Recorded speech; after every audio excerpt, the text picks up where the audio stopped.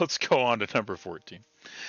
Number 14, what is the smallest size copper wire permitted to be used as a GEC grounding electrode conductor to building steel from a 1200 amp fused safety switch? This safety switch is fed from a transformer with count them, four parallel sets of 350 kc mil wire.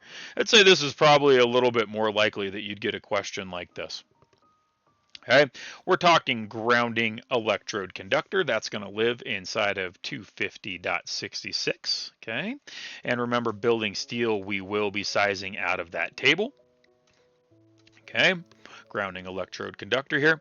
And what we're going to do is, since we have four parallel sets of 350s, we're going to turn them into one big conductor. That's the easiest way to think about and do a problem like this. So I'll just take 4 times that 350 kc mil, and I'm just going to crank that into one big conductor for the purposes of the calculation.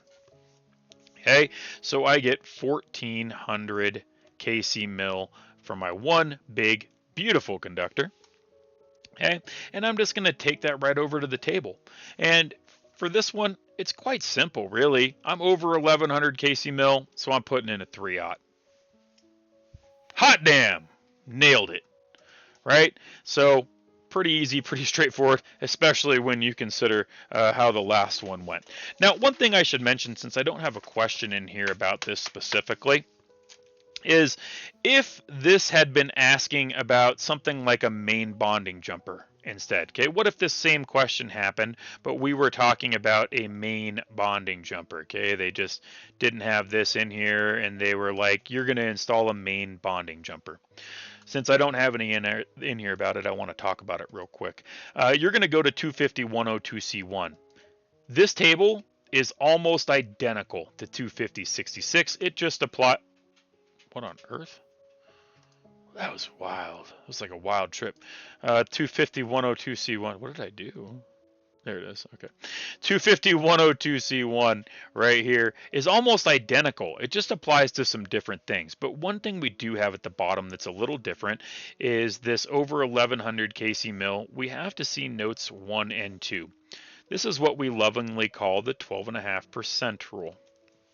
Okay.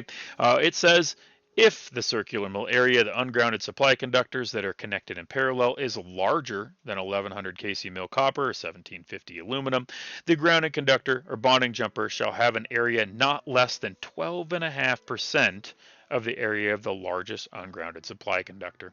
Okay, so what that means to you is we would take our calculation that we just got in the last one, that 1400 I still have on the screen, okay, and we would multiply it by 12.5%. So you just take 1400 times 0.125 equals 175. Now that is kc mil, okay, so it's 175,000 circular mils, okay, and what you do with that bit of information is run over to Chapter 9, Table 8, and you find a conductor that is at least 175,000 circular mils.